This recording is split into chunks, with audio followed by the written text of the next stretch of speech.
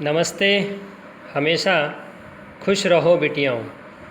मैं JVN doctor S Bundela, professor, faculty of education and methodology,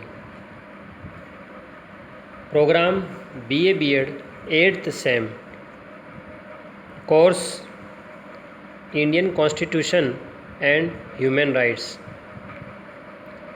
Jyoti Vidyapeeth women's university Jaipur Rajasthan से।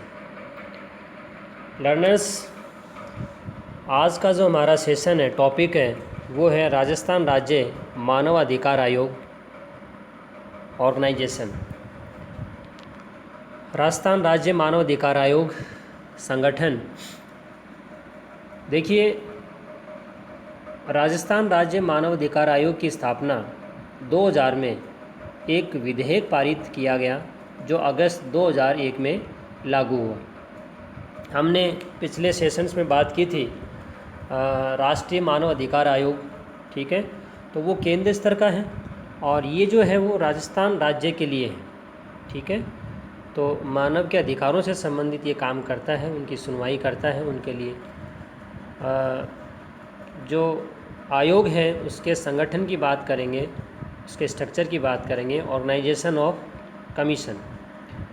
देखिए, इसमें एक अध्यक्ष और 4 सदस्य होने की बात कही गई पहले, जिसमें अध्यक्ष, आयोग का अध्यक्ष वही व्यक्ति होता है जो उच्च न्यायालय का मुख्य न्यायाधीश रह चुका हो। इसके अलावा जो सदस्य हैं उसमें एक सदस्य वो होगा जो उच्च न्यायालय का न्यायाधीश हो या फिर रह चुका हो। एक आयोग का सदस्य वो होगा जो जिला न्यायाधीश हो या रह चुका हो। आयोग के 2 सदस्य वो होंगे जो मानव अधिकारों के विशेष संबंध में जानकारी रखते हो। तो एक अध्यक्ष, 4 सदस्य।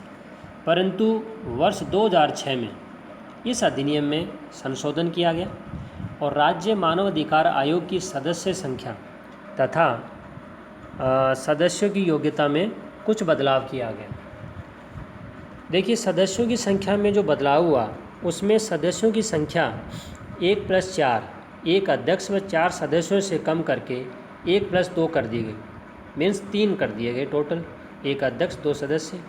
सदस्यों की योग्यता में भी बदलाव किया गया, उसकी क्वालिफिकेशंस में भी बदलाव किया गया, जिसमें जो अध्यक्ष है उस पर वही बातें लागू हुई जो कि पहले रखी गई थी, वही प्रोविजंस रहे। एक सदस्य भी पूर्व के अनुसार उच्च न्यायालय का मुख्य न्यायाधीश हो या रह चुका हो, इस प्रकार की बात भी कही गई। एक अन्य सदस्य वो होगा जो जिला न्यायाधीश हो या उसे 7 वर्ष का न्यायिक अनुभव हो, या वह व्यक्ति जो मानवाधिकार के विषय में अच्छी जानकारी रखता हो। तो इस प्रकार की बात कहीं न कहीं 2006 में इस अधिनियम में जो बदलाव किया गया उसमें इस प्रकार की बातें बताई गई। अब हम बात करते हैं आयोग में सदस्यों की नियुक्ति को लेकर। जो प्रावधान है, provision regarding appointment of members in the commission. इस आयोग में सदस्यों की नियुक्ति राज्यपाल के द्वारा 6 सदस्यीय समिति की सिफारिश के आधार पर की जाती है।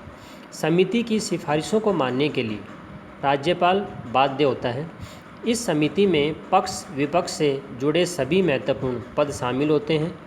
अब देखिए, समिति में कौन कौन होते हैं, हम उसकी बात करें तो इसमें सबसे पहले अध्यक्ष के रूप में राज्य का मुख्यमंत्री इस समिति का अध्यक्ष होता है।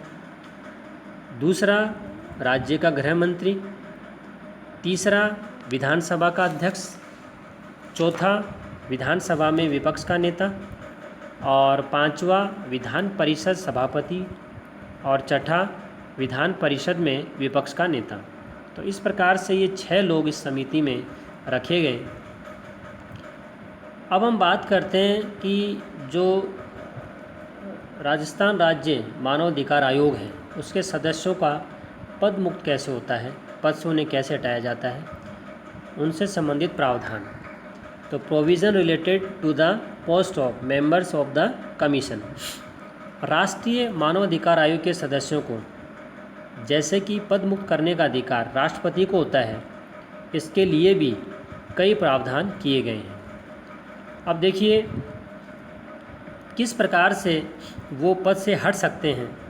उसके लिए एक तो अगर वो सिद्ध कदाचार का दोषी हो, दूसरा सदस्य को दिवालिया घोषित कर दिया गया हो, तीसरा सदस्य ने लाभकारी पद धारण कर लिया हो, और चौथा वह मानसिक या शारीरिक रूप से कमज़ोर हो, बीमार हो या अक्षम हो। तो इस प्रकार से उन्हें पद से हटाया जा सकता है।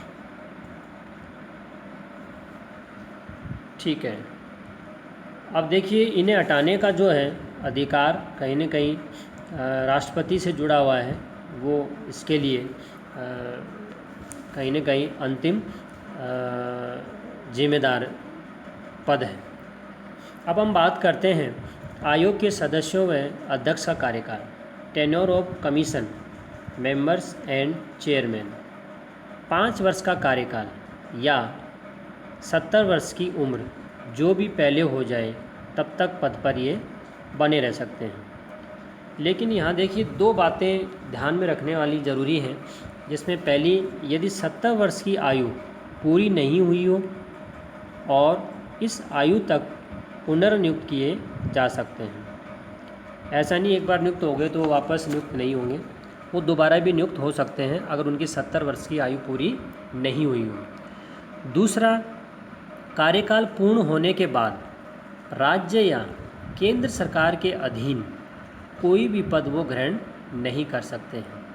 तो कहीं ना कहीं ये 2 पाबंदियाँ इनसे जुड़ी हुई हैं। देखिए ये सेशन डिजिटल वर्जन 2.0 ज्योति विद्यापीठ महिला विश्वविद्यालय जयपुर द्वारा तैयार किया गया है। मैं ये आशा करता हूँ कि आप मेरे डिजिटल सेशन से खुश हुए होंगे। अगर आपकी कोई क्वेरी है तो कमेंट बॉक्स में ज़रूर लिखें, मैं इसे हल करने की ज़रूर कोशिश करूँगा। धन्यवाद।